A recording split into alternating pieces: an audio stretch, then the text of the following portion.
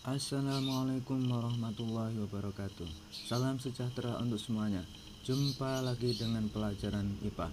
Kali ini kita akan mempelajari tentang klasifikasi materi, sub, senyawa, dan campuran.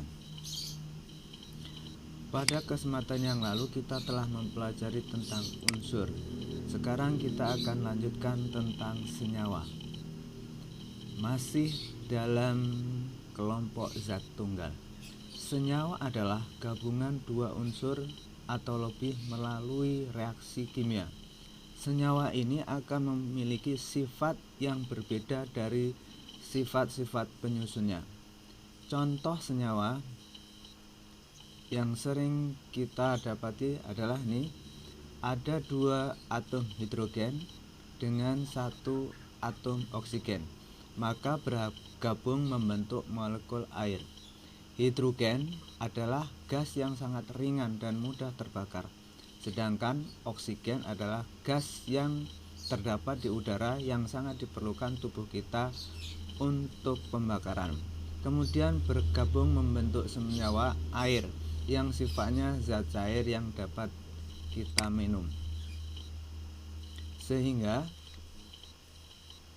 senyawa akan berbeda sekali dari unsur penyusunnya. Senyawa dibagi menjadi dua, yaitu ada senyawa organik, senyawa yang berasal dari makhluk hidup atau dari proses fotosintesis. Senyawa organik terdiri dari unsur karbon sebagai rangkaian utamanya. Tidak mudah larut dalam air, namun akan larut jika dicampur dengan pelarut yang sifatnya organik juga. Selain itu, akibat unsur pembentuknya berupa karbon, senyawa organik cenderung akan mudah terbakar. Yang kedua, senyawa anorganik, yaitu senyawa yang berasal dari sumber daya mineral yang terdapat di bumi. Senyawa ini memiliki titik didih atau titik leleh yang relatif lebih tinggi dibanding senyawa organik. Senyawa anorganik memiliki sifat mudah larut dalam air dan cenderung tidak mudah terbakar.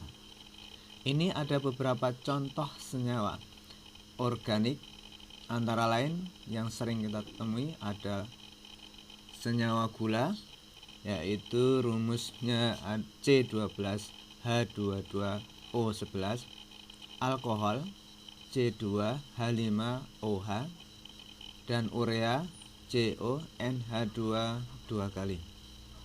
Kemudian ada contoh senyawa anorganik.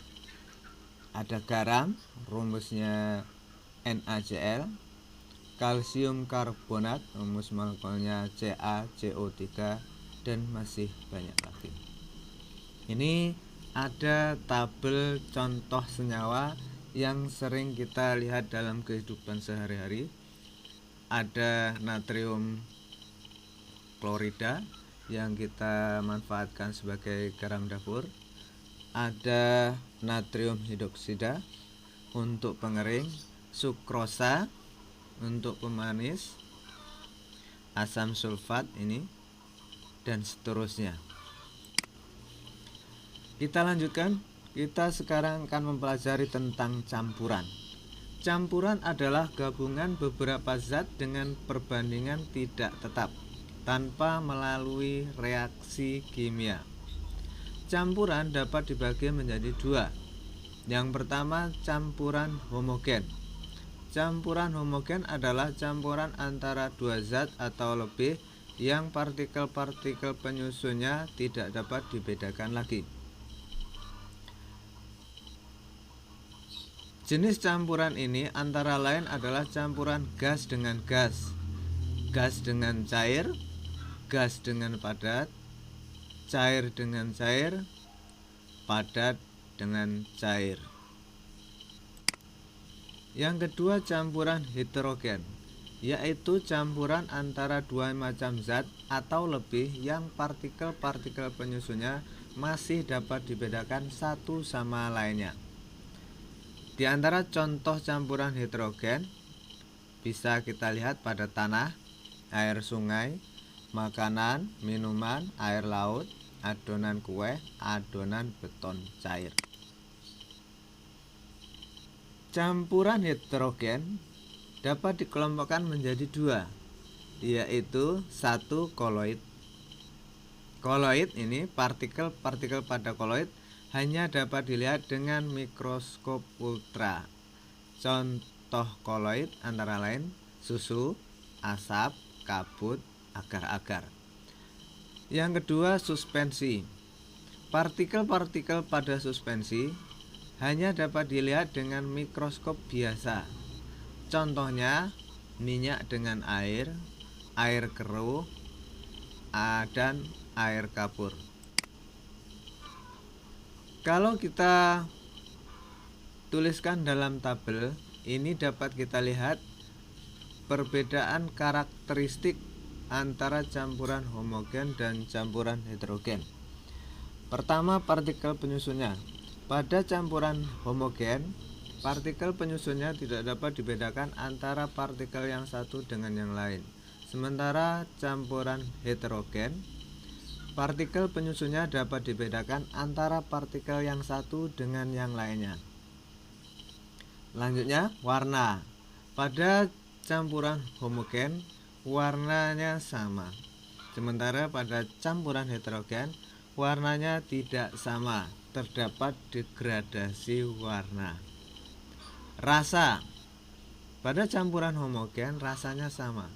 Sementara pada campuran heterogen rasanya akan tidak sama. Perbandingan zat tercampur pada campuran homogen sama, tetapi pada campuran heterogen tidak sama. Konsentrasi pada campuran homogen sama, pada campuran heterogen tidak sama. Wujudnya pada campuran homogen ini wujudnya padatan, cairan, dan gas. Pada campuran heterogen wujudnya juga padatan, cairan, dan gas.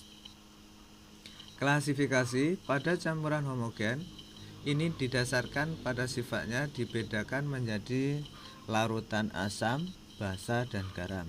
Sementara pada campuran heterogen berdasarkan ukuran partikel penyusunnya, yaitu dibedakan menjadi suspensi dan koloid.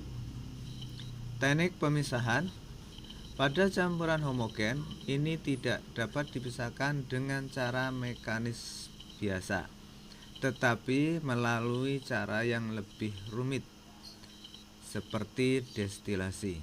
Sementara pada heterogen bisa dipisahkan dengan mekanis biasa, contohnya dengan cara penyaringan atau filtrasi.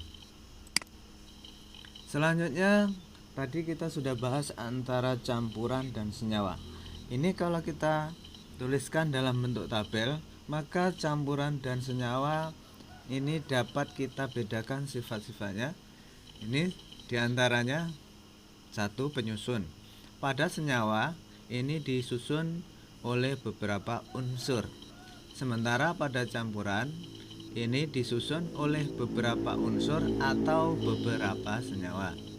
Sifatnya, pada senyawa, sifat komponen senyawa berbeda dengan aslinya. Pada campuran, sifat komponen penyusun campuran sesuai dengan sifat masing-masing. Proses pembentukan. Senyawa terbentuk melalui proses reaksi kimia. Sementara pada campuran, proses pembentukannya terbentuk melalui perubahan fisika, bukan melalui reaksi kimia. Perbandingan massa. Pada senyawa, perbandingan massa unsur-unsur penyusunnya tetap dan tertentu. Sementara pada campuran, perbandingan massa penyusunnya tidak tentu. Cara pemisahan. Senyawa, cara pemisahannya harus melalui proses kimia. Komponen penyusun senyawa dapat dipisahkan. Sementara pada campuran, ini prosesnya melalui proses fisika untuk memisahkan komponen penyusun campuran. Demikian pelajaran kita hari ini. Mudah-mudahan bisa diterima. Terus semangat. Sampai jumpa lagi. Assalamualaikum warahmatullahi wabarakatuh.